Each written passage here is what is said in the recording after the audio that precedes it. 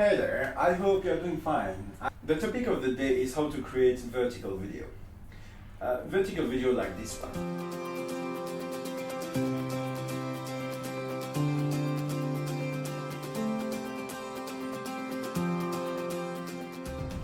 What I was doing previously when I wanted to post something on Instagram TV, I was usually just using some vertical video, and I was just, you see, like you see it here, now then just posting that like that, which is I think not the most comfortable experience on Instagram TV.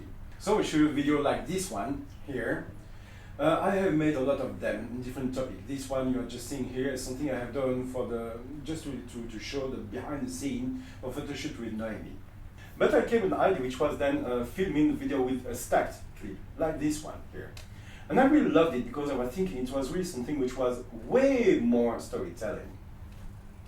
And I started thinking how to do that, how to develop that. And I create some kind of my own style, my own design. And I showed then these clips, three clips which are stacked, with these little black strips just between them. I can also, and I start with that. So I developed a lot of video following this one, and I learned some few tricks on how to do the video, how to create it. It is completely different than the horizontal video. The horizontal video just take one footage, and you tell the story like that. This type of video, you have three videos, so they have to work together just to make it work. And here are some of them. So just then take you through the story, how you write a story for that, how you film it, the importance of the B-roll, how you just edit to get this video, how you animate them, what everything you can do without that, and also after that, how you can then export the video specifically for Instagram TV, and how you post on Instagram TV, IGTV. Let's start with the beginning, which is then the storyfication. When you have some content which are stacked like this one, you have to think differently, which means that each video has to relate it to each other. And that also means that each video has to support also each other. And ideally, I try to keep a third one, which is then a B-roll. So the B-roll just provide the context, provide the location, the weather, or anything I found interesting to tell the story. When you film, you have three timelines actually, which means that at least you need 3 times more footage than usual. Different angle, you have different position, you have different timing, you need a huge amount of B-roll.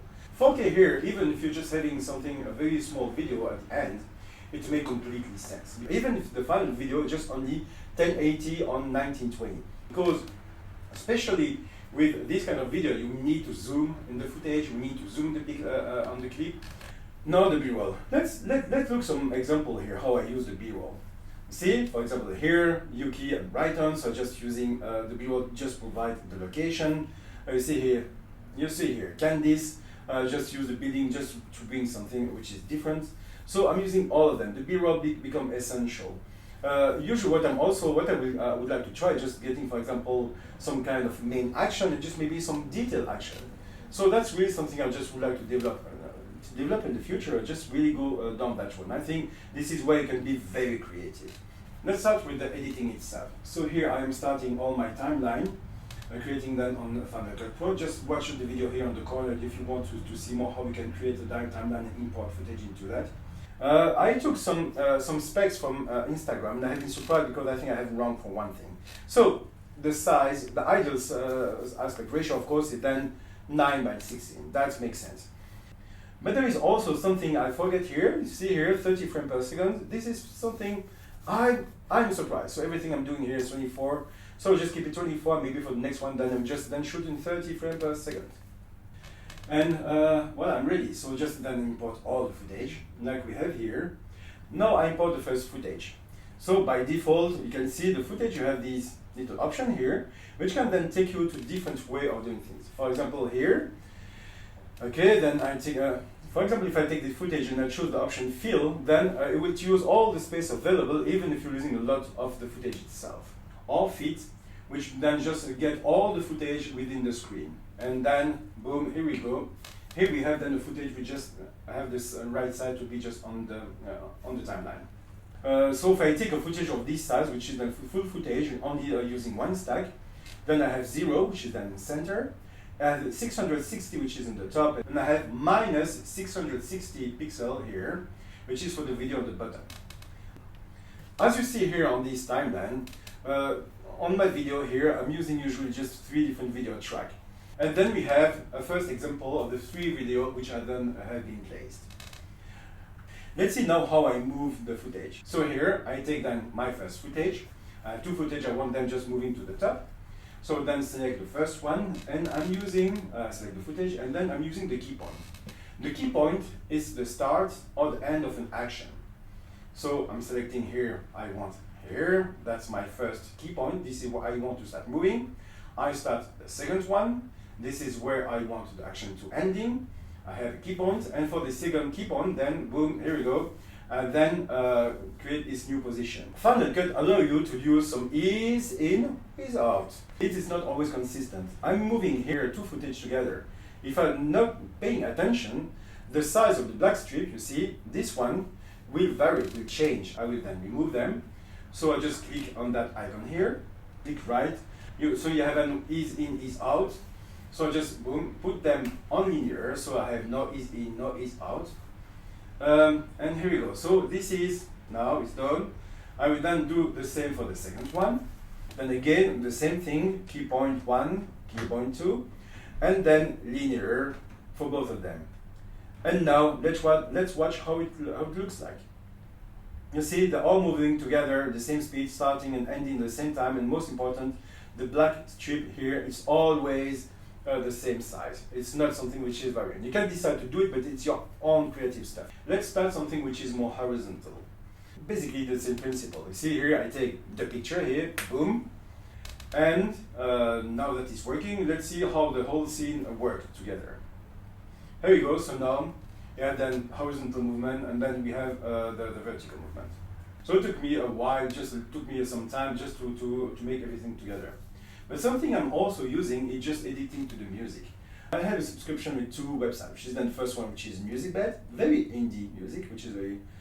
And you have then the second one, which is then Epidemic Sound, who offer a larger choice, different type of choice.